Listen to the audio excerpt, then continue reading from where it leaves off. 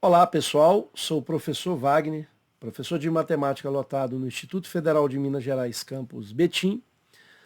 O motivo desse vídeo é apresentar algumas propostas de recurso para 5 questões, as minhas impressões sobre a prova da primeira fase do ITA, prova de matemática. Vamos ater a matemática, como sou professor de matemática, vou me ater apenas às questões de matemática. Prova que ocorreu domingo, 13/10/2024. Hoje, então, dia 14, nós temos no dia 17, onde será publicado o gabarito oficial, ainda não foi publicado, e aí você tem 17 e 18 para promover o seu recurso. Se você se sentiu prejudicado nessas 5 questões, se você identifica com essas 5 abordagens que eu vou apresentar, você assiste o vídeo, mas aí você tem que fazer o seu recurso da maneira que você está querendo propor, tem que acrescentar com referências bibliográficas, fundamentar de forma bem robusta, né? Primeiro eu quero mostrar a diferença de questões com vícios passíveis de recurso de questões que serão anuladas. Existe um caminho longo para fazer isso. Nós estamos ainda no campo do recurso administrativo. A banca tem o total direito, a total liberdade de não dar provimento ao seu recurso. Ou seja, ele pode não prosperar. Mas digo que, pela minha experiência como parecerista, já fiz diversos pareceres na área jurídica de processos judiciais, mantendo ali a coerência de questões que poderiam ser anuladas e a banca não anulou. Não é o caso do ITA. O ITA tem docentes altamente qualificados e espero que, se esse vídeo chegar de certa forma na banca, né, você pode inclusive pegar o link desse vídeo, colocar no seu recurso para que possa reforçar, mas o importante não é só o vídeo, é o embasamento, né, que você vai ter, a fundamentação teórica, argumentativa com referências bibliográficas. E evite identificar o seu nome lá. Acredito que você já tem essa orientação quando você entra na página do candidato, ele pede para você não se identificar, colocando apenas o seu número de inscrição, ou quando você faz o login, automaticamente você cai lá na situação, você vai anexar um arquivo, você pode gerar um Word, né, um documento editável, descrever com figuras, da forma que você achar interessante, e ao final podendo colocar esse vídeo. Mas ele vai servir mais do que isso, é para motivar uma discussão. Pode ser que todas as informações que eu for passar, as discussões, reflexões que eu vou apresentar, pode ser que você não concorde, e eu também estou disposto a dialogar, a responder todos os questionamentos. Então, se você quiser fazer qualquer tipo de argumentação, estou disposto a dialogar. Pode ser que eu esteja, talvez, exagerando, de fato, posso cometer alguns exageros, mas vou fazer reflexões sobre as suas argumentações sem problema algum. Isso enriquece os nossos conhecimentos, essas reflexões, e espero que seja útil de alguma forma. Então, o processo para chegar à questão ser anulada, né, é preciso que você encontre primeiro evidências. Eu vou listar aqui algumas informações relevantes. Evidenciou que aquela questão, tecnicamente, ela é passível de recurso, contempla vícios, ambiguidades, falta de clareza, não tem uma definição coerente, extrapola o conteúdo programático? Ótimo. Evidência nós temos. Agora é preciso que a fundamentação seja muito bem feita. Essa fundamentação tem que ser argumentativa, com referências bibliográficas. Enfim, se você fizer isso, você cumpriu a sua parte. Mas a terceira é a mais importante, né? A terceira é a banca que tem a total liberalidade de aceitar, o seu recurso pode prosperar ou não, ele pode promover aí o seu recurso ou pode não aceitar o seu recurso. Então a banca é soberana sobre essa situação, porque nós estamos ainda num processo de recurso administrativo. E de fato, se a gente perceber essas 5 questões, se você se identifica com alguma delas, ou todas elas, ou 2 de 5, 3 de 5, 4 de 5, ou 1 de 5, e ela vai fazer diferença para você, eu acho que você deve exercer a sua cidadania, promover o seu recurso, porque eu vou mostrar as evidências e vou mostrar também as fundamentações, todas as argumentações, todas as reflexões que vão sinalizar para que aquela questão seja anulada. Nesse momento, probabilisticamente, eu entendo ali que 2 questões elas têm uma probabilidade altíssima de anulação. Uma, acho que com 100% de certeza de anulação. Se a banca não anular, eu acho que ela vai cometer algum erro ali, porque não vai ter alternativa da forma que a redação está. E uma segunda é porque ela extrapola o conteúdo programático e isso fere a isonomia do processo seletivo. Né? Esse é uma situação de um vício que deveria ser muito bem fundamentado e acredito que se a banca receber recursos que têm essa fundamentação, com referências bibliográficas, que eu vou mostrar passo a passo em cada uma das questões, o vídeo pode ficar um pouco longo, mas vai ser muito interessante para você fazer o seu recurso. E aí então você chegou nesse ponto de apresentar os seus recursos e aí cabe à banca, com total soberania, aceitar ou não o seu recurso. São 5 questões, nessas 2 então, probabilidade alta para serem anuladas, e as outras 3, obviamente, vai depender aí de muita situação. A probabilidade de anulação é pequena, mas essas 3 questões elas servirão como forma de reflexão para a própria banca, como forma de reflexão para você que está estudando, se capacitou, mas está faltando aquela questão ou 2 questões, e você também, professor, colega de trabalho, você tem o total direito de questionar, não concordando, faz parte do processo, faz parte dessa discussão e eu vou aceitar com a maior naturalidade. Mas espero que esse vídeo contribua de certa forma para que você possa fazer o seu recurso, se identificar, errou a questão. Se eu tivesse errado uma determinada questão nesse sentido, eu ia fazer um recurso bastante robusto, porque eu me especializei para isso, eu estudo isso, faço parte da comissão de elaboração de provas da UNIF, que é as Olimpíadas de Matemática das instituições federais, né? Então, a gente vai buscando experiências. Eu tenho um viés olímpico muito forte no sangue, matemático, né? Então gosto de ver as provas olímpicas, e o ITA ele tem um viés aí de desafio. A banca elaboradora traz questões desafiadoras que a gente fica encantado, né? E tenho que dar os parabéns à banca, por mais que essa prova ela saia um pouco do padrão, né? Mas vai servir como forma de reflexão, para ter um zelo maior, um cuidado maior, revisões mais, vamos dizer, regulares, para que nas próximas provas não aconteça isso.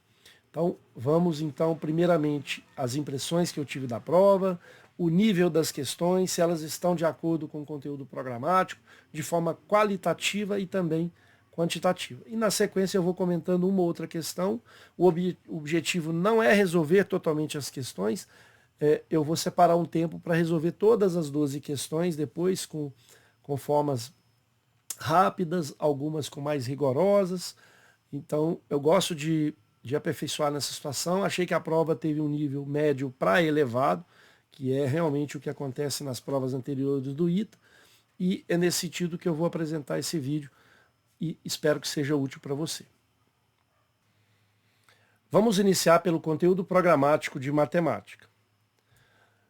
Tirei do próprio edital, faço aqui apenas uma correção simples, né? Ele menciona que no conteúdo programático de matemática está lá as questões da prova de física.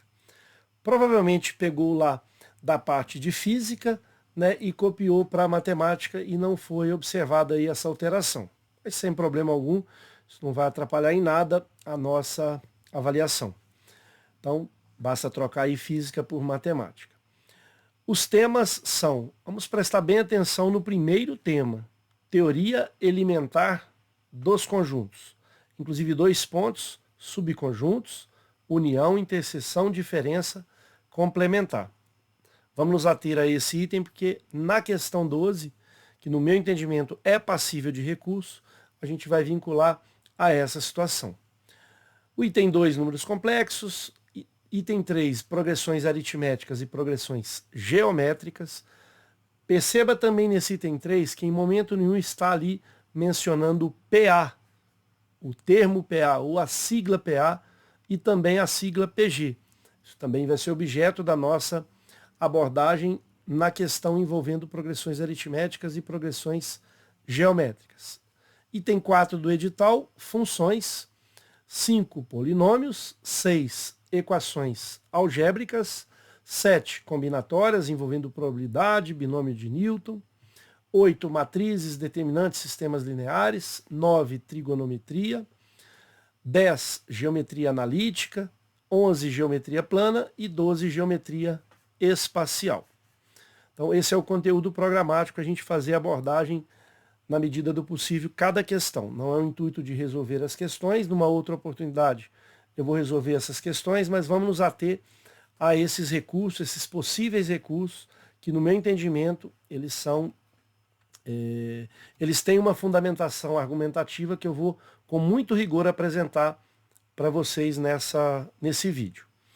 Muito bem, sobre as minhas impressões e avaliações da prova, eu acredito que a prova foi muito bem equilibrada, como de sempre. O ITA ele sempre distribui de forma homogênea todos os conteúdos programáticos nas questões. Então eu destacaria aqui, em vermelho, as questões que provavelmente são passíveis de recurso. Novamente aí lembrando, uma questão é passível de recurso, não significa que ela será anulada. Existe aí um caminho longo para poder anular uma questão. Primeiro tem que ter evidências, segundo tem que ter uma boa argumentação, né, lá na área do aluno, você que tem interesse em fazer essa argumentação do recurso administrativo, que inclusive vai iniciar, eu vou mostrar na sequência, dia 17/10/2024, ou seja, logo após a publicação oficial do gabarito, lembrando que o gabarito ainda não foi publicado, e tem essa parte então da argumentação, ele tem que ser bem feito, e tem a parte talvez essa principal, que seria você convencer a banca examinadora que o seu recurso tem um fundamento claro, objetivo, né? Você apresente lá que a questão ela contempla ambiguidades, vícios, para que eles possam avaliar o seu recurso e entender que ele é procedente.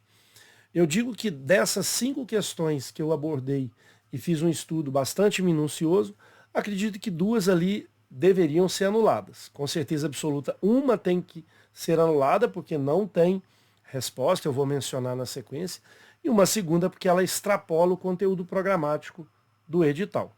Perfeito? Então, em relação à prova, teve um nível relativamente médio para difícil, como sempre vem as provas do ITA. Já ocorreram provas anteriores bem mais difíceis do que essa no que diz respeito à matemática. Então eu acredito que essa prova está no nível médio para cima. Obviamente teve ali, no meu entendimento, 2 ou 3 questões realmente difíceis, mas a grande maioria ali, para quem se preparou, quem fez aí bastante questões sobre os diversos temas, acredito que teve condições de resolver a questão. Não digo que elas são fáceis, né? Mas é preciso ali de um rigor matemático, de uma reflexão, né, de um raciocínio bem sofisticado para resolver essas 15 questões. Mas, de fato, umas 3 questões ali eu listo como a de PA e PG, no caso, progressão aritmética e progressão geométrica. Cito também a questão de polinômio que possa trazer um pouquinho de dificuldade. Talvez a questão de trigonometria também, uma amplitude maior nos cálculos, enfim. Muito bem, então nós temos aí na prova de 12 questões, uma questão sobre sobre números complexos, uma questão sobre geometria espacial, especificamente poliedros, e essa eu destacaria de vermelho, uma questão sobre binômio de Newton. Eu vou apresentar aqui um argumento, uma definição de termo independente que vai nos sinalizar a essa questão ser passível de recurso e vou provocar aí você que fez a prova para que você possa avaliar e ver se realmente a argumentação é coerente. Uma questão sobre funções, destacaria sempre em vermelho uma questão sobre progressões aritméticas e progressões geométricas. No meu entendimento, faltou a definição ali, eu vou tentar mostrar por que essa questão ela deveria ter mais clareza, mais objetividade, e ela causa um pouco de ambiguidade no item 3. Também destacaria a questão sobre equação do segundo grau, misturada ali com uma equação exponencial disfarçada. Vou mostrar ali principalmente as alternativas que o ITA ele não teve o cuidado devido para poder apresentar uma simbologia. E eu vou mostrar que em provas anteriores isso aconteceu e nessa prova não. Isso pode ser aí, por exemplo, uma reflexão que você possa fazer, um argumento de defesa para o seu recurso, né? Existem recursos que o candidato às vezes faz porque quer fazer aquele recurso, né? Não tem um embasamento técnico. Eu vou mostrar aqui de forma muito rigorosa embasamentos técnicos para que você possa sensibilizar a banca que essa questão ela pode ser anulada. Então, a terceira questão aí que eu destaco é a questão de equação do segundo grau misturada com equação exponencial. Foi uma questão de sistemas lineares, não apareceu matriz nem determinantes. Uma questão sobre trigonometria, sempre aparece uma questão de trigonometria na prova do ITA. Destacaria a questão sobre geometria plana, também vinculada à geometria espacial. Essa questão, sem sombra de dúvida, essa tem que ser anulada, que houve um erro ali na observação e na colocação do ponto, né? na interseção entre os pontos. Uma questão sobre equações algébricas, uma questão sobre geometria analítica e uma questão que eu destacaria sobre aritmética, teoria dos números, ou posso pensar em conjuntos numéricos. Então, essa foi a abordagem da prova, 5 questões aí passíveis de recurso. Vou reforçar novamente. Quando eu digo que existem 5 questões passíveis de recurso, não significa que as 5 serão anuladas. A minha perspectiva é que 2 dessas questões sejam anuladas. Uma, com certeza absoluta, precisa ser anulada. Vamos aguardar realmente o gabarito oficial. E uma segunda questão, acredito que seja bem provável que, se realmente fazer um recurso muito bem fundamentado, acredito que a sinalização é para anulação. As outras 3, acredito que elas vão ser mantidas, obviamente, mas vai servir como uma forma de reflexão para revisões, e a gente sabe que no ITA tem professores e elaboradores altamente capacitados, né? Não estou aqui para fazer uma crítica por si só, talvez seja uma crítica construtiva, para que nos próximos anos um olhar mais, vamos dizer, apurado, minucioso, uma revisão, para que essas definições elas possam aparecer na prova de forma ampla. A gente não pode pensar que uma prova que lida com sonhos de muitos alunos aí que estão se desdobrando, batalhando, e quando vê uma prova que falta ali uma definição, falta uma clareza, uma objetividade, eu acho que vai servir como uma reflexão para as próximas provas. Por mais que essas questões não sejam anuladas, mas você tem o total direito de argumentar, propor o seu recurso em relação a essas 5 questões que eu vou mostrar na sequência. Mas antes disso, as próximas etapas do vestibular, né, em relação principalmente a recurso. A prova ocorreu no domingo, ontem, 13/10/2024. A divulgação do gabarito e as médias dos candidatos preliminares da primeira fase vai ocorrer dia 17/10/2024. Depois, a nota de corte, né, a média para a nota de corte, né, para que o candidato saiba se ele realmente foi ou não aprovado para a segunda fase. Também vai acontecer no dia 17/10/2024. E o que mais interessa para a nossa apresentação são os recursos. E os recursos eles iniciam também no dia 17 e você pode fazer, talvez na página do candidato, 19/10/2024. Lembrando que não é permitido colocar o seu nome no recurso, coloque ali o seu número de inscrição, na hora que você faz o login, você vai ter essa página para poder colocar. Não se identifique no recurso, fundamente o recurso, coloque as referências bibliográficas, faça da forma que você possa convencer a banca para que a questão seja anulada. E veja só, nós temos 5 questões. Se 2 questões aí você precisar realmente para entrar na nota de corte para ir para a segunda fase, são de fato aí as 2 questões que você precisa. Então vale a pena você se esforçar para poder fundamentar muito bem o recurso. Vou aqui apresentar as argumentações na forma de vídeo, mas vou deixar o material disponível para você dar o print. Se você quiser colocar também o link do vídeo para poder motivar mais ainda, ou seja, para que você possa reforçar o seu recurso com o link do vídeo, isso também vai fazer parte ali do seu recurso, mas você vai ter que colocar o vídeo no link, né, colocando em PDF ou da forma que tem lá no formulário. Eu não tenho acesso à área do candidato, mas você provavelmente vai ter essa condição quando entrar nesse período de recurso. Ok?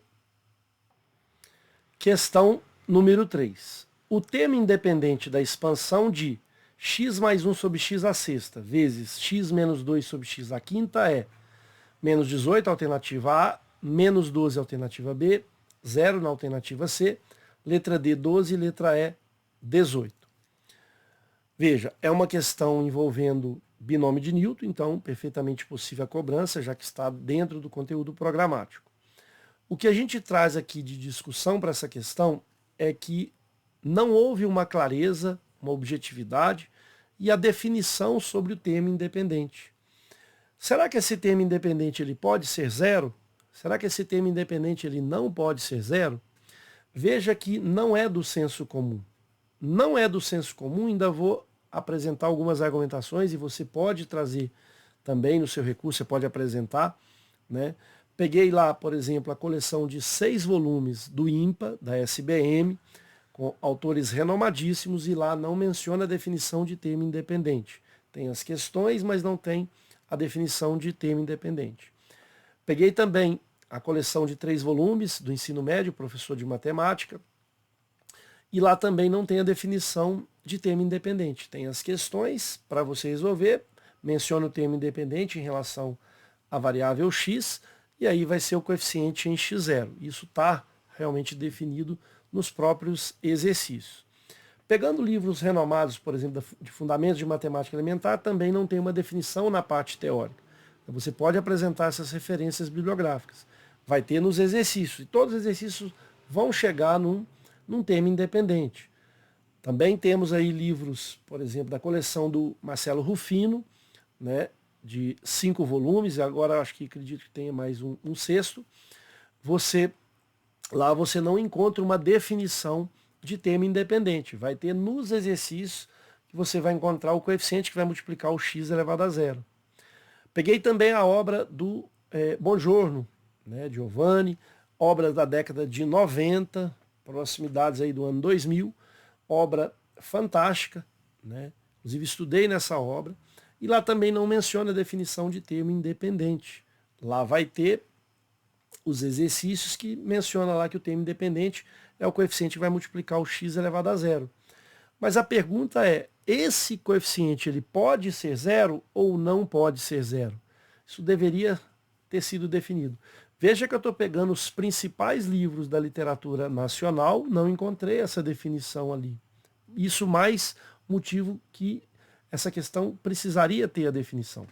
É óbvio que muitas questões, e a maioria da prova, não precisou de definições, porque já tem regras muito bem definidas, você tem as considerações, os dados que não permitem definição, ali já está fechado, não cabe ali outro tipo de interpretação.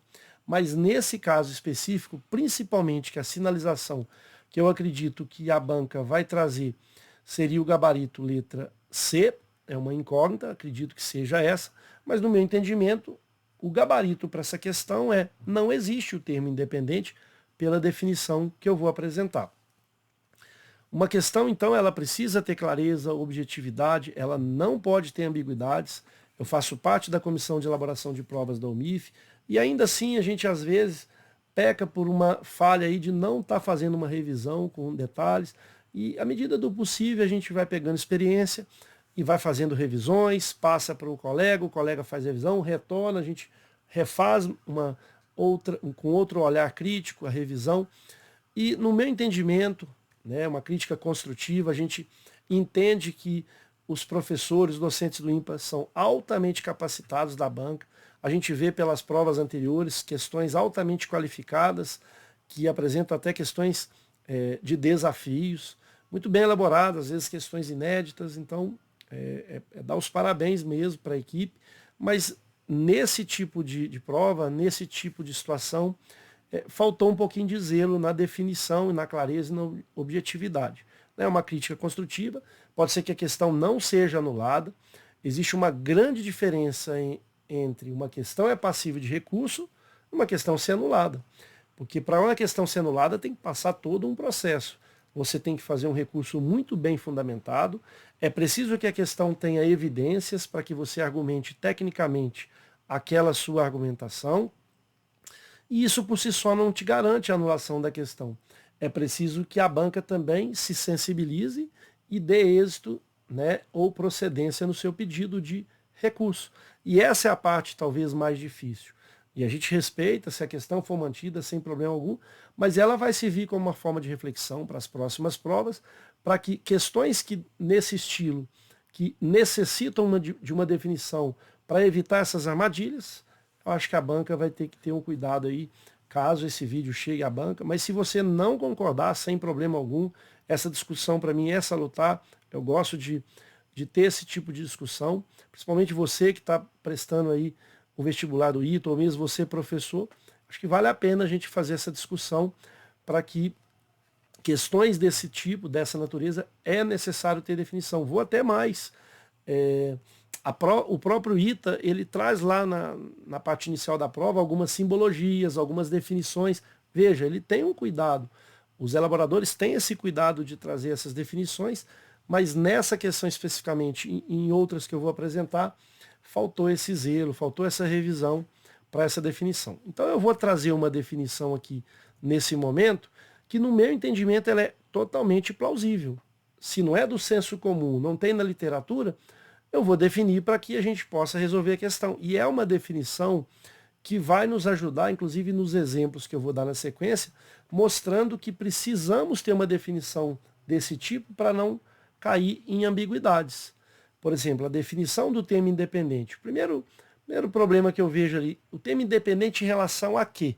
Ele não menciona na questão. Então o termo independente tem que ser em relação à expansão binomial e tem que ser em relação também à variável que você está investigando, é em relação a x. Mas aqui a gente, obviamente, de forma implícita, ali a gente já está sabendo que é um termo independente em relação ao x mesmo. Então não é esse o problema do recurso fundamentado. O problema é na definição de aceitar o zero como coeficiente ou não aceitar o zero.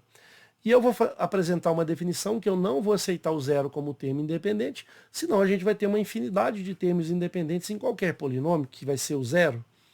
Então, é o coeficiente real, diferente de zero. Então, essa situação aqui é relevante para a resolução não só dessa questão, como de outras questões que envolvem o binômio de Newton, do termo em x0, ou seja, aquele coeficiente que vai multiplicar o x elevado a zero, na expansão binomial do polinômio em função de x, ou especificamente desse polinômio que a gente está apresentando aí, que a gente vai resolver.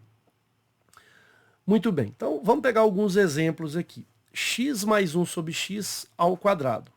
Vai ser o quadrado do primeiro, mais 2 vezes o primeiro, que é x, vezes o segundo, que é 1 sobre x à terceira, mais o quadrado do segundo, que é 1 sobre x à sexta, porque é x à terceira elevado ao quadrado. Muitos poderiam pensar, o x aqui pode ser zero? Cuidado, pessoal. X aqui vai ser o ente, a entidade matemática, vamos dizer, a variável, entre aspas, e eu não vou atribuir valores a ela. Né? A gente tem que distinguir o que é um polinômio, que é uma situação do x ali que eu não vou atribuir valores a ele, e uma função, f de x igual a 2x menos 1. Aí eu atribuo valores a x. Polinômio não. Por isso que a gente nem vai preocupar se o x pode ser ou não zero, porque ele é um ente de forma algébrica, eu vou simplificar ali. Né? Então nem precisamos preocupar com essa situação. Então x ao quadrado, aqui eu simplifico, vai ficar mais 2. Eu posso colocar aqui x ao quadrado, mas vou subir ele. Vamos fazer passo a passo, né? X ao quadrado mais 1 sobre x à sexta. Portanto, vai ficar x ao quadrado mais 2, vou subir o x ao quadrado, fica x a menos 2, vou subir aqui o x à sexta, vai ficar x a menos 6. Então, vocês vão perceber que eu já estou aqui com o desenvolvimento dessa expressão, vamos dizer, desse produto notável, e aqui, como não existiu aqui um coeficiente que está multiplicando o x0, o x elevado a zero não apareceu. Né? Até poderia acrescentar aqui mais 0x a zero, mas como ele tem que ser diferente de zero, e isso é importante na definição, eu vou mostrar no segundo exemplo, vai ficar mais claro ainda, aqui não existe o termo independente. Não existe porque não tem o coeficiente que vai multiplicar o x elevado a zero. E mesmo que tiver, ele também não pode ser zero, o coeficiente. Muito bem, agora vamos pegar esse outro polinômio. Olha só que interessante.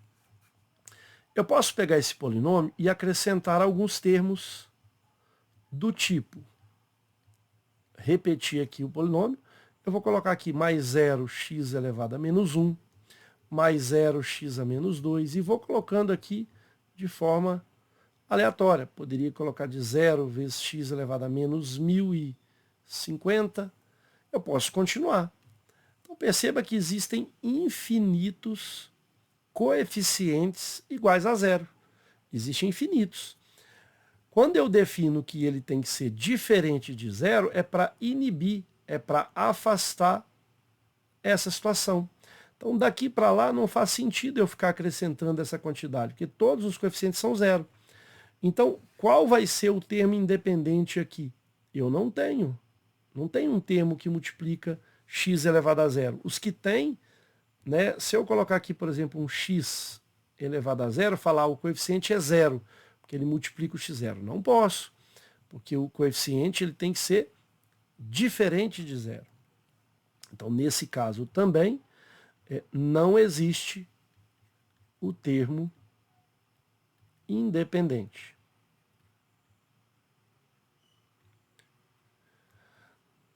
Um outro exemplo, para ficar mais claro ainda, esse aqui, que vai dar x ao quadrado mais 2 vezes o primeiro vezes o segundo, mais o quadrado do segundo, que é 9 sobre x ao quadrado. Vai ficar x ao quadrado mais 6, porque esse x eu simplifico e não tem x igual a zero, eu não posso atribuir, é polinômio. Né? Lembrando que alguns polinômios a gente pode usar artifícios, né, substituindo ali valores para poder, em alguma questão, você passar de polinômio para função. Mas isso não é necessariamente obrigatório. Você pode tratar o polinômio sem atribuir valores a essas variáveis. E aqui, mais 9, vou elevar o x a menos 2. Então eu vou pegar aqui x ao quadrado, mais 9x a menos 2, mais 6. Perceba que agora eu posso ter aqui o x elevado a zero. Esse 6 vezes x a zero é o próprio 6. E esse coeficiente ele não é zero. Portanto, aqui o termo independente, ele é exatamente o número 6. Perfeito? Então, baseado nessa definição, que no meu entendimento é coerente, vamos resolver a questão para que a gente possa talvez descobrir mais alguma coisa em relação a ela. Vamos chamar esse polinômio aqui de P maiúsculo e esse aqui de K maiúsculo. Então, eu vou desenvolver o polinômio P maiúsculo. Vou chamar de termo geral, TP mais 1, é N escolhe P, vezes A elevado a N menos P, vezes B elevado a P. O N é a potência, então é 6. Então, de 6 eu escolho o P, porque eu não sei qual vai ser o termo geral. O A é o primeiro valor aqui, que é o X, elevado a N menos P. Na verdade, o N é 6, eu já posso, inclusive, substituir. N igual a 6. Vezes, então já fiz o A, agora B. O B é 1 sobre X, elevado a P. Ou seja, 6 escolhe P, vezes, aqui vai ter x, 6 menos p, e aqui vai ficar x a menos 1, que eu vou subir o x, elevado a menos p. Ou seja, de 6 escolhe p, repete a base, eu tenho aqui o mesmo valor de x, somos expoentes, 6 menos 2 vezes p. Então vamos guardar esse termo P maiúsculo. Muito bem. Vamos trabalhar agora com o polinômio ali, desenvolvendo K maiúsculo. E eu vou chamar de TK minúsculo mais 1, que é o termo geral. Esses valores são diferentes, porque eu não sei quais são esses valores. Eu já sei que o N é 5, o K eu não sei, vezes o A é x elevado a 5 menos p, vezes, agora o B, ele tem um sinal negativo, elevado a p. Desenvolvendo, 5 escolhe k, vezes x elevado a 5 menos p, Eu vou trabalhar aqui com menos 2 elevado a P. Na verdade, é K, perdão. Se eu chamei de K, vamos colocar aqui K. Embaixo é X. Então, P foi o anterior. Vamos voltar aqui na construção aqui. É 5 escolhe K, 5 menos K. Aqui é K e aqui é X. Então, 5 escolhe K vezes X elevado a 5 menos K. Menos 2, aqui menos 2 elevado a K. O X vai ficar elevado a menos 1, fica X elevado a menos K.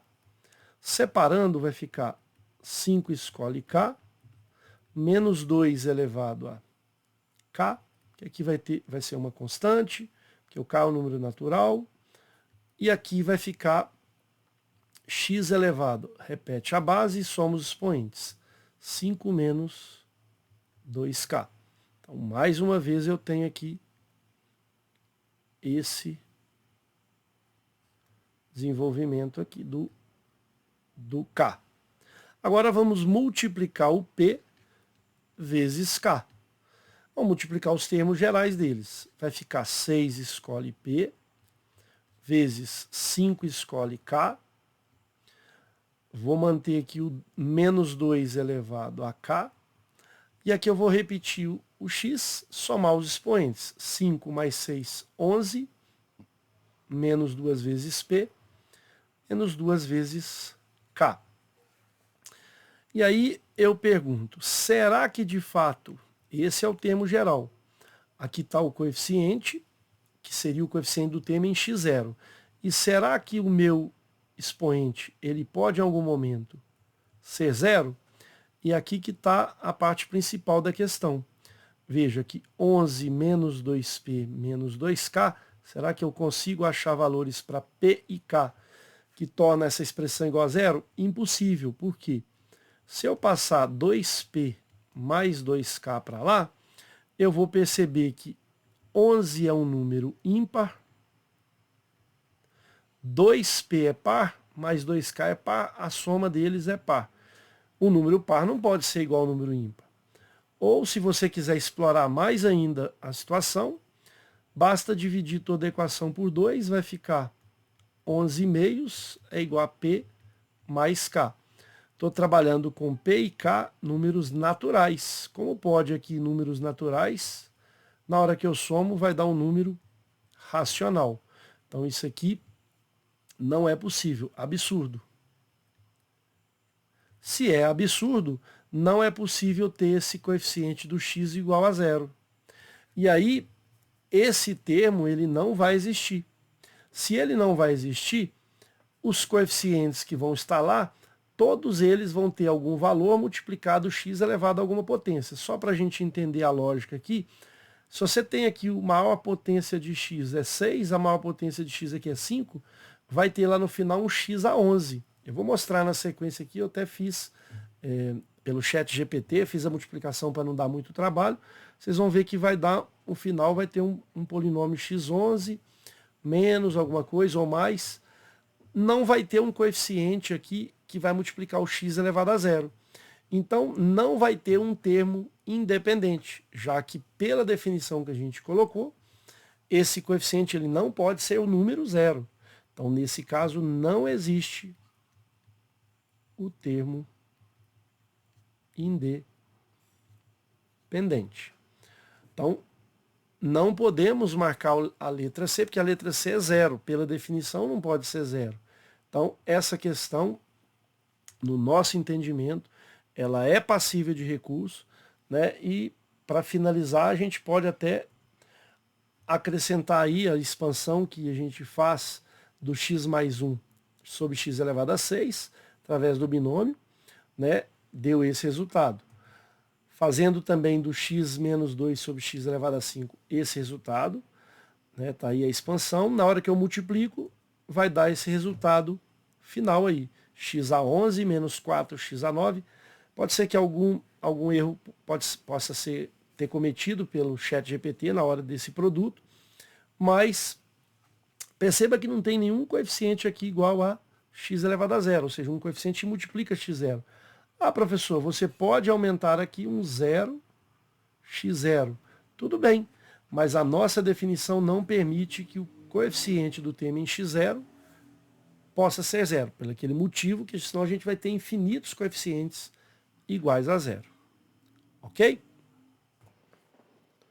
Questão número 5. Sejam a n, n natural, e bn, n também natural, duas sequências numéricas tais que Sn é o somatório de k, indo de 1 até n de ak, igual a bn mais 1 menos b1 para todo n natural.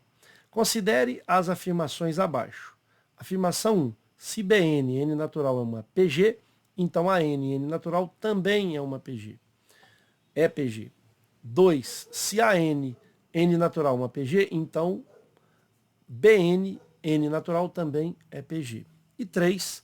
Se a n, n natural, é uma PA, então Sn, n natural, também é uma PA. Estão ou está, né? Está ou estão correta ou corretas. Item A, 1 e 2, B, 2 e 3, C, 1 e 3, D, apenas 1 e letra E, nenhuma. Novamente, se a gente resgatar lá o conteúdo programático, lá não menciona a sigla PA nem PG. É óbvio que muitas pessoas elas já sabem que PA são progressões aritméticas, PG, progressões geométricas, mas nas literaturas que a gente tem, geralmente coloca-se o título, progressões aritméticas, progressões geométricas, e dependendo do desenrolar lá na obra, no livro, a partir do momento, progressões aritméticas serão denominadas de PA. Tudo bem, isso pode acontecer. O problema é que PA não está no edital, no conteúdo programático, lá está progressões aritméticas, progressões geométricas. Tudo bem, mas não vai ser esse o motivo maior da propositura aqui do nosso recurso. Mas aquele candidato que nunca ouviu falar em PA, nunca ouviu falar em PG, porque ele lê os livros qualificados e não tem essa menção de PA e PG. Ele lê o edital também, não verifica isso lá. Ele sempre teve professores que nunca mencionaram PA e PG. Os professores que ele teve sempre mencionaram de forma rigorosa progressões aritméticas, progressões geométricas. Mas não é isso. O problema maior na questão é o seguinte: o que significa PA, o que significa PG, seria uma crítica construtiva com um zelo maior, né? Essa questão poderia estar colocando ali progressão geométrica, progressão aritmética, enfim. Mas mais do que isso, precisaria definir se uma progressão aritmética de segunda ordem é uma progressão aritmética, né? Até faço essa pergunta. Será que toda PA de segunda ordem, ou PA de ordem 2, que pode ser chamada, PA de ordem P, né? PA de ordem K, PA de terceira ordem, PA de quarta ordem, será que toda PA que tem uma determinada ordem é uma progressão aritmética? Se a sua resposta for sim, porque não foi mencionada essa definição, ela precisaria principalmente na afirmação 3. Porque essa definição é que faz o candidato ir para um caminho ou ir para outro. Então existe aqui, no meu entendimento, uma ambiguidade. Essa questão, a probabilidade dela ser anulada é pequena, de fato, mas eu venho mostrar aqui uma reflexão de forma muito respeitosa para que as próximas provas ela tenha essa definição clara para o candidato não precisar olhar para isso e falar: não, e agora, como é que eu faço? Será que PA de segunda ordem ele está querendo considerar PA? Ele fica com essa situação e ele não vai saber responder. E principalmente que, dependendo dessa resposta, vai para uma alternativa. Se a resposta for sim, vai ser uma alternativa. Se a resposta for não, vai para outra alternativa. Então veja só, nós não vamos resolver essa questão numa situação oportuna, eu posso até resolver, mas você pegando um BN e depois um BN mais 1 fazendo uma divisão do BN mais 1 para o BN, você vai encontrar uma constante, que é a razão Q. E outro detalhe, aqui também, ele não mencionou, poderia estar mencionando que poderia ser qualquer PG, PG oscilante. Pela descrição aqui, pode ser qualquer uma, mas pode ser que tenha conflitos. Eu não investiguei a fundo, eu fiquei preso mais à afirmação 3, que no meu entendimento ela tem ambiguidades. Então você pode aí pensar na PG com razão 1, numa PG com razão negativa, numa PG decrescente, uma PG crescente, avaliar todos os parâmetros. Mas fazendo isso, né, de acordo com a soma que foi dada em função de n, você pegando o Bn mais 1 dividido pelo Bn, você vai ter uma constante e aí essa afirmativa é verdadeira. Lembrando que precisa ver os parâmetros, fazer uma avaliação, porque nada foi definido sobre isso. Mas não é esse o objetivo da nossa argumentação. A segunda, você vai pegar aqui um Bn sendo uma progressão geométrica, um Bn mais 1 dividido pelo Bn vai dar uma constante que eu vou chamar de Q. Mas isso não vai acontecer com a n, eu não vou ter essa constante quando eu pegar a n mais 1, de acordo com essa expressão dada, dividido por AN, você não vai ter uma constante, então não vai configurar uma progressão geométrica. Agora, aqui é que está o problema. Veja só, se você responde que toda PA de segunda ordem, PA de ordem 2, é uma progressão aritmética, se você responde sim, nós vamos ter que, se AN é uma PA, né, normal aqui, se AN com N natural é uma PA, SN vai ser uma PA de segunda ordem, podendo ser até de outra ordem. Basta pegar aqui a situação e você vai conseguir verificar isso. Então, vai ser verdadeiro. E aí, quando você olha aqui, A1 e 3 são verdadeiras. Você marcaria o item C. Eu acredito que o Itabanca vai trazer não essa forma de interpretação. Ele vai responder essa situação como sendo não. Que PA de segunda ordem tem que estar especificado ali que ela é de segunda ordem. PA de primeira ordem, que é as progressões aritméticas, tem que estar especificado. Ele não trouxe essa definição, não trouxe lá na simbologia também, que é a parte inicial da prova. E se a resposta é não, aí de fato essa assertiva ou essa afirmação 3 ela passa a ser falsa, e aí eu vou ter somente apenas A1 verdadeiro. Então veja a situação de embate que a gente tem nessa questão. Então como que você fundamenta o seu recurso? Você propondo que essa questão faltou clareza, objetividade na definição do que é uma progressão aritmética. Porque aqui está jogada ali uma PA. Ah, mas PA é do senso comum. Sim, é do senso comum. Mas é preciso ser definida. Se ele colocasse ali progressão aritmética, progressão geométrica, e numa situação lá, progressão aritmética é aquela que tem uma razão R, né? A diferença entre dois termos consecutivos é sempre uma constante. E a PA de segunda ordem, as diferenças entre esses termos, vai gerar uma progressão aritmética de primeira ordem, sempre caindo. Talvez essa definição aqui, porque ele generalizou, né? Se ele não generalizasse, desse um termo geral, uma sequência, aí tudo bem. Mas aqui, como é de forma genérica, faltou essa definição. De novo, existe um caminho longo para uma questão ser anulada. É preciso que tenha um recurso muito fundamentado.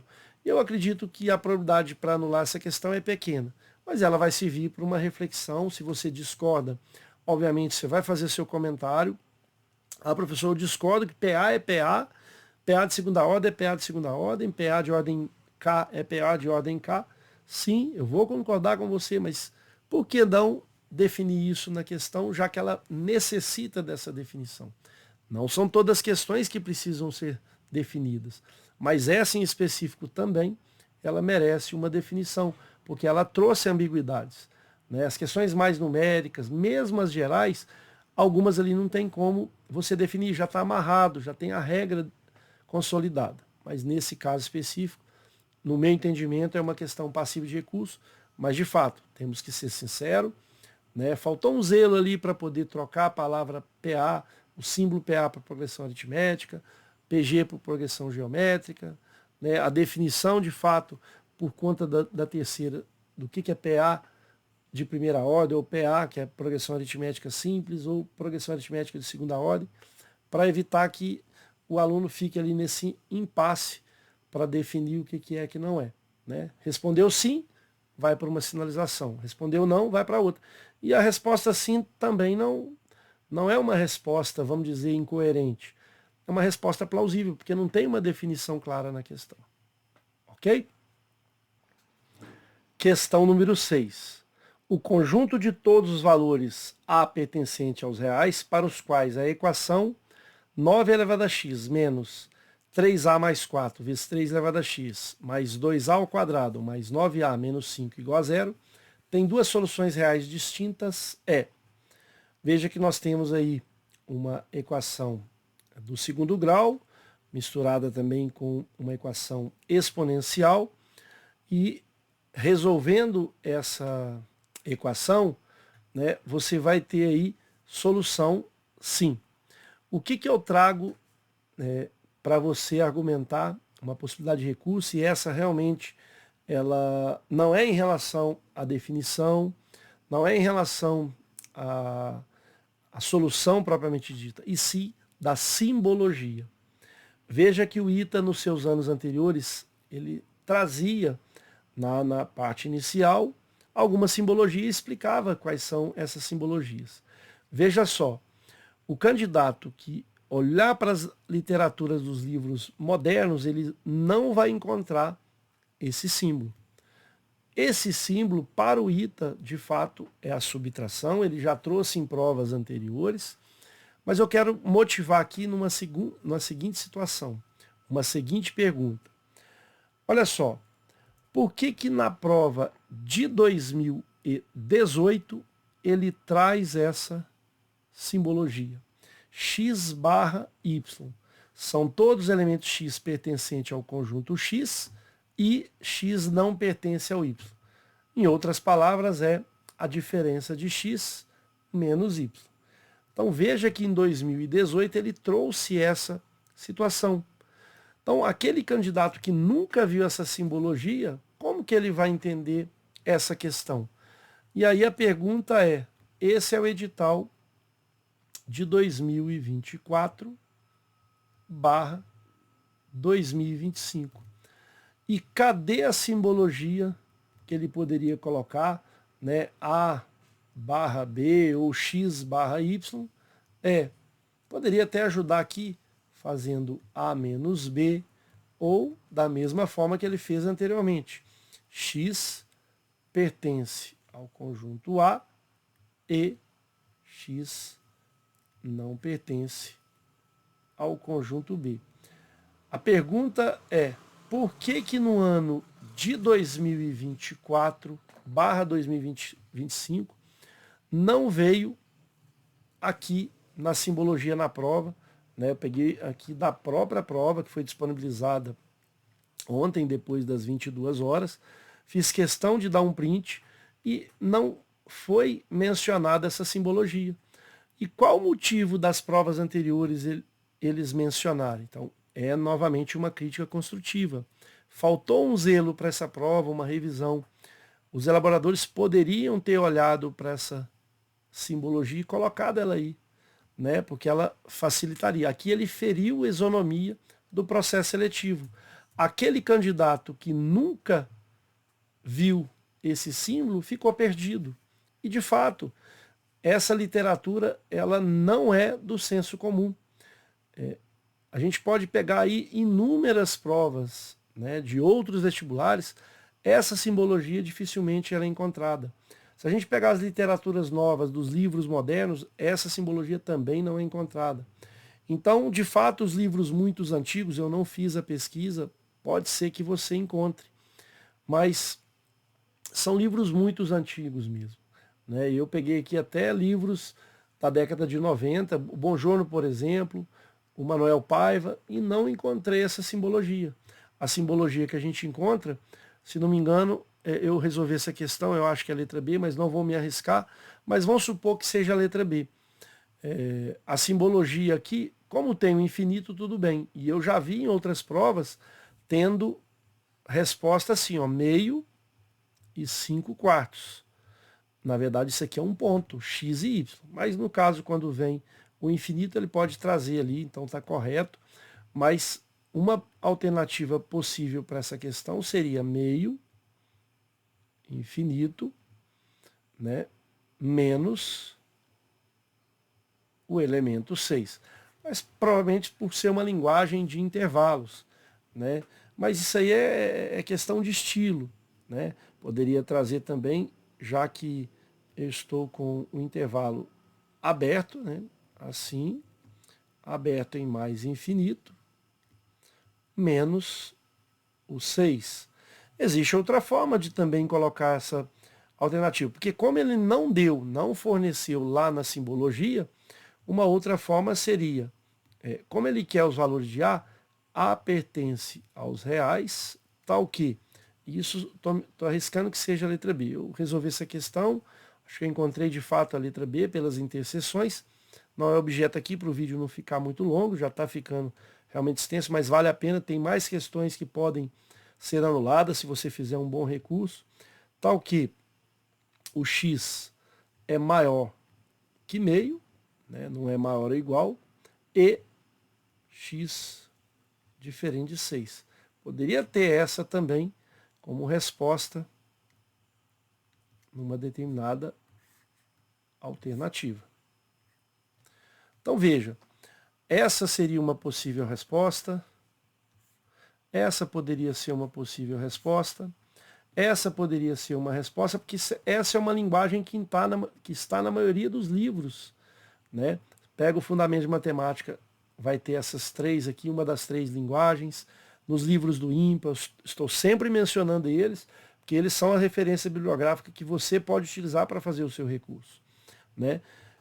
Eu não estou discordando do ITA trazer esse tipo de simbologia. Não é esse o motivo. O problema é que ele, vamos dizer, ele não mencionou isso no edital de 2024/2025. Ele não trouxe essa simbologia. E aí a pergunta, que é uma pergunta muito interessante, por que isso foi trazido em 2018, foi trazido em outras, eu não tive tempo de pegar, mas você pode fazer investigações, as provas assim próximas de 2020, 2021, 2022, tem várias simbologias lá para ajudar. São simbologias que você vai utilizar na sua prova, né? E aí, nesse caso, não foi dado em 2024. Então, esse é um reforço para você embasar o seu recurso. Óbvio, a probabilidade para ser anulada é pequena, mas também vai servir como forma de reflexão, para que nas próximas provas tenha um cuidado especial aí, uma revisão, um zelo maior para colocar essas simbologias que não são, talvez, do senso comum, e mesmo que fossem, as definições elas precisam ser colocadas nas questões que exigem essas definições e simbologias. Ok? Questão número 12. Um número n natural, ao ser multiplicado por 16, resulta em um número com 231 divisores inteiros positivos. Considere as afirmações. Afirmação número 1, m é um número par. 2, m é um quadrado perfeito. E 3, 16m tem três fatores primos distintos. É ou são verdadeira ou verdadeiras. Letra A, apenas 1. B, apenas 2. C, 1 e 2. D, 1 e 3. Letra E, 2 e 3. Veja só, nós vamos resolver essa questão, mas antes de resolver essa questão, eu pergunto a vocês, uma crítica construtiva, que tema está sendo abordado nessa questão especificamente? Vamos voltar aqui. Se você está lidando com números que são quadrados perfeitos, né? M é um número par, é um número primo, tem três fatores primos distintos, enfim. Vamos olhar para o conteúdo programático, né? Até fiz aí a menção da correção, que não vai interferir em nada. Olha só, muitos poderiam pensar, isso faz parte da teoria elementar dos conjuntos.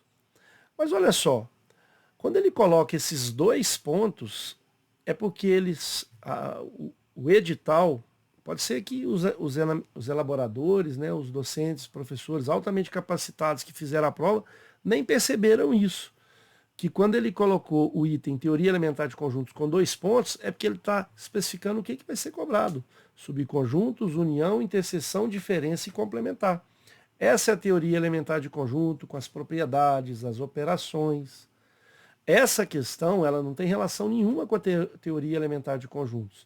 Se você pegar várias literaturas, aí é uma situação bem robusta, né? Na parte dos livros nacionais, dos livros internacionais, você vai ver a distinção desse conteúdo que foi abordado na questão 12, que é de aritmética, poderia ser de aritmética básica, teoria dos números, não teoria de conjuntos, né? A parte envolvendo conjuntos numéricos, mas especificamente é uma aritmética, né? Aritmética de números primos, né? Podendo ter ali também algumas questões envolvendo uma parte específica da aritmética. Então veja, números complexos passa longe, progressões aritméticas passa longe, funções passa longe, polinômios também, equações algébricas, combinatória, matrizes, trigonometria, geometria analítica, geometria plana, geometria espacial. Então, ou seja, nós não encontramos habilidade e competências que a gente pode chamar de conteúdos daquela questão vinculadas ao edital. Isso fere o processo seletivo. Ah, mas o aluno do IMPA, quem está fazendo a prova do IMPA, tem que saber de tudo. Cuidado, essa frase é um pouco forte. Tem que saber de tudo que está no edital. A regra é o edital, porque senão não precisava de edital. Então a crítica que eu faço, mais uma vez, e no meu entendimento essa questão ela deveria ser anulada, porque os alunos que estão ali com pouco tempo de estudo, eles vão privilegiar o que está no edital, ele tem que cumprir o que está no edital. Coisas além do edital a gente chama de extrapolação do conteúdo programático. Está extrapolando o edital. Então ele não é obrigado a estudar aritmética para poder fazer. Ah, mas tem questões de números complexos que às vezes tem ali uma aritmética. Aí eu não vou discordar porque a habilidade principal é números complexos. E você precisa fazer as operações que está dentro ali dos conjuntos dos números, por exemplo, inteiros ou racionais ou mesmo reais. Ah, apareceu uma questão de geometria que você precisou de fazer algum cálculo ali de conjuntos numéricos ou de números primos. Tudo bem, mas ali a habilidade principal está vinculada à geometria plana ou outra situação. A questão é específica de aritmética, é específica de teoria dos números, que é um conteúdo à parte de teoria elementar do conjunto. Não tem interseção alguma, até foi bom aí que tem a palavra interseção vinculada, não tem interseção alguma sobre esses dois conteúdos. Portanto, essa questão, no meu entendimento, ela tem que ser anulada. Então, eu destacaria 2 questões para serem anuladas nessa prova. Essa é uma delas, a questão número 12. E a outra de geometria que eu vou abordar na sequência, né? Também é uma questão que tem que ser anulada. Eu deixei essa para fazer agora porque a probabilidade dela é alta para ser anulada, né? Se fizer um recurso muito bem fundamentado, né, mostrando referências bibliográficas, né, de livros, por exemplo, tem a coleção Shaw, que tem lá a teoria dos números, e tem também um outro livro da coleção Shaw que é só para a teoria de conjuntos, né, até rica em propriedades, e são conhecimentos completamente distintos. Então, esse tema não está previsto no edital. Ah, mas o ITA sempre faz isso. Ele não pode fazer isso. A prova ela tem que ser de acordo com o conteúdo programático. Eu faço essa crítica, né, se a questão não for anulada, é uma discussão, tem que ter essa reflexão. Por quê? Porque são conteúdos específicos. Qual o motivo de não colocar lá? Seria muito mais prudente colocar lá aritmética básica, teoria dos números, que aí faz o candidato se preparar para esse tipo de questão. Ah, mas a questão é tranquila. No meu entendimento, essa questão não é tranquila, principalmente o item 3, que ele tem várias situações de caso. Vamos até fazer ela aqui para poder resolver de forma eficiente a questão e mostrar que ela deveria ter sido anulada. Então eu tenho aqui um número multiplicado por 16, que é o m, e ele vai ter 231 divisores. Vamos pegar o 231 e vamos fatorar o 231. A gente sabe que dá por 3, por quê? Porque 210 é múltiplo de 3, dá 70. Vai ficar faltando 21, que é múltiplo de 3, 70 mais 7, 77. Dá por 7, divide por 7, dá 11, dá por 11, dá 1. Então, o 231, que são 231 divisores, a gente consegue ver as potências dos números primos. Mas olha só, esse 231, eu posso ter um primo 1 não elevado a 3. Por que não elevado a 3? Elevado a 2. Porque a configuração para os divisores é pegar o número primo, ver a potência dele e somar 1. E da onde surge esse mais 1? É porque os números que vão estar ali vinculados aos números primos, se eu elevo, por exemplo, a 2, ele vai ter 3 tipos de divisores. Lá na análise combinatória, por exemplo, que vai ser o 0, o P elevado a 0, o P1 elevado a 0, o P1 elevado a 1 e o P1 elevado a 2. São 3 possibilidades, né? Vezes um P2, um primo 2. Se aqui é 7, é porque aqui vai ser 6. Isso aqui é um caso. E aqui, por ser 11, é 10. Vamos fazer o teste. Se eu pegar esse número 16M, e ele vai ser representado por esse primeiro caso aqui. Esse caso, ele tem 3 vezes 7 vezes 11. Ele tem 231 divisores. Mas veja, eu posso também ter a combinação de 2 a 2. Ó, 3 vezes 7 é 21. Então fica um outro primo elevado a 20, que aí vai dar 21. 21 vezes 11. Um primo 2 elevado a 10. De novo, é uma segunda configuração. Porque eu tenho 20 mais 1, 21 vezes 11. Então, 21 vezes 11. Mas pode ser, por exemplo, 33 vezes 7. Se é 33 vezes 7, então aqui é 6 para dar 7. E 33 vai ser 32. Muito bem. Mas eu posso também, ao invés de pegar 3 vezes 7 ou 3 vezes 11, eu posso pegar o 7 vezes 11, que é 77. Se é 77, vai ficar aqui o 3, fica P1A2, para dar 2 mais 1, 3. Falta 77, então eu pego 76. Confirmando, 2 mais 1, 3 vezes 77. Pode até, então 2 a 2 já peguei, então peguei 3 e 7, 3 e 11, 7 e 11. Mas eu posso pegar um único número, que é um primo único elevado a 230, porque 230 mais 1 é 231. Então perceba que são 5 casos. O 16M, ele pode ser qualquer um desses 5 casos. Ele pode ser o P1 ao quadrado vezes P2 à sexta vezes P3 à décima. Ele pode ser o P1 à vigésima vezes o P2 à décima.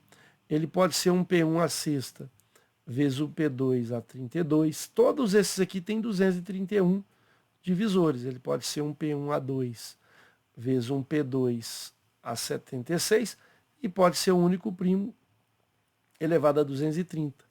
Então a gente conclui que 16M tem 3 fatores primos distintos? Falso. Falso por quê?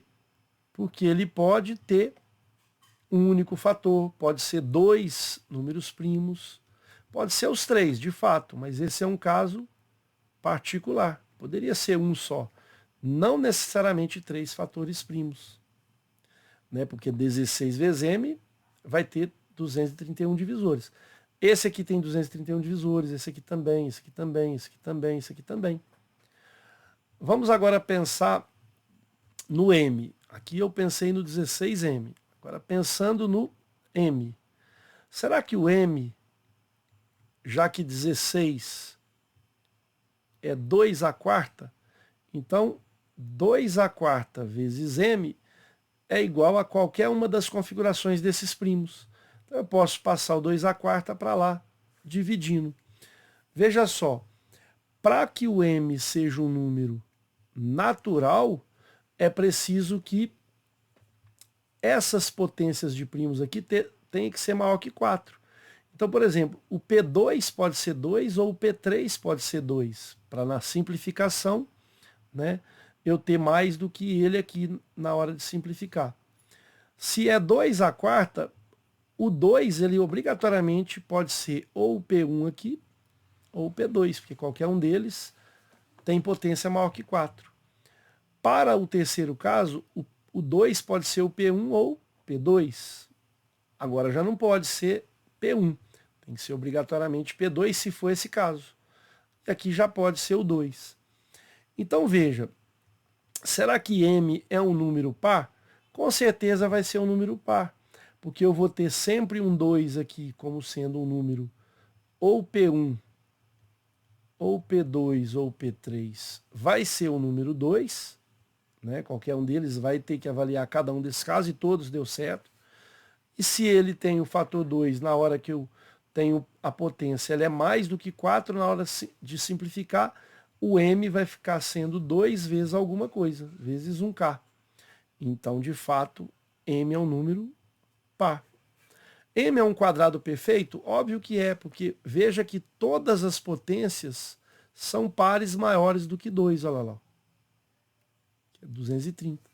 Eu posso colocar um 2 elevado, porque, por exemplo, eu posso pôr aqui P1 elevado a 2, P2 elevado a 3 elevado a 2, P3 elevado a 5 elevado a 2, junta, fica um outro valor ali, que não precisa ser primo, elevado ao quadrado, que é um quadrado perfeito.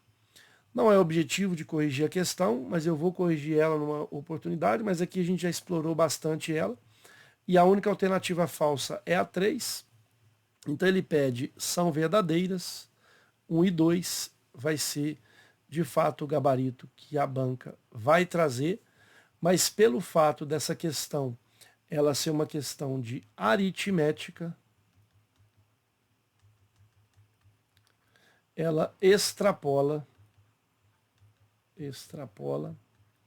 o conteúdo programático de matemática. Essa vai ser a sua argumentação para defender o seu recurso. E se você fizer um recurso bem fundamentado, mostrar literaturas, né, referências bibliográficas que desvencilham a teoria de conjuntos da aritmética, mostrando isso nas referências, isso por si só já é um reforço que a banca deveria colocar esse tema lá, ou teoria dos números, ou conjuntos numéricos, operações com conjuntos ou primos, alguma coisa que vinculasse. Da forma que está, não tem nenhuma evidência que essa questão está dentro de algum tema daqueles conteúdos lá. Ok? Questão número 9. Deixei essa questão por último, que a probabilidade de ser anulada é muito grande, próximo de 100%. Não posso falar que ela será anulada. Por quê? Porque eu acho que grande parte dos candidatos vão fazer recurso para ela, porque houve um erro aqui na hora de marcar um ponto. Mas vamos resolvê-la da forma que ela está redigida. Trata-se de uma questão envolvendo geometria plana, associada no finalzinho com geometria espacial através do sólido de revolução. Então, duas circunferências C1 e C2, já vou mostrar aqui uma situação de centros O1 e O2, respectivamente, tem raio igual a 5 centímetros. Interceptam. O termo interceptam, ele se diz respeito a você capturar alguma coisa, interromper alguma coisa. Se eu estou levando algum objeto e eu vou lá, eu vou interceptar. Eu vou obstruir ali e retirar aquele objeto. Isso é interceptar.